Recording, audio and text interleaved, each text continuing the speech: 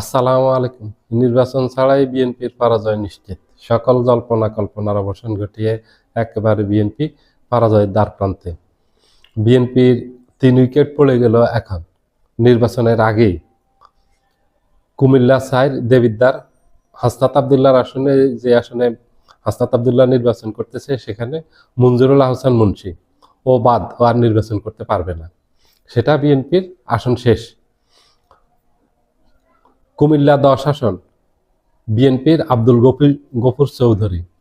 নাঙ্গলকোট আসন যেটা 10, সেটা হলো কুমিল্লা 10। আব্দুল গফুর চৌধুরীর উইকেট শেষ। সেটা দ্বৈত নাগরিকত্বের কারণে সেই উইকেট পড়ে গেছে, সেটা আর পাবে না বিএনপি। সেখানে বিএনপির হিসাব ক্লোজ। চট্টগ্রাম 2 আসন ফটিকছড়ি, সেখানেও বিএনপির উইকেট পড়ে গেছে, সেটাও শেষ। বিএনপি সেখানে আর ওই আসনে ফেরত পাবে না।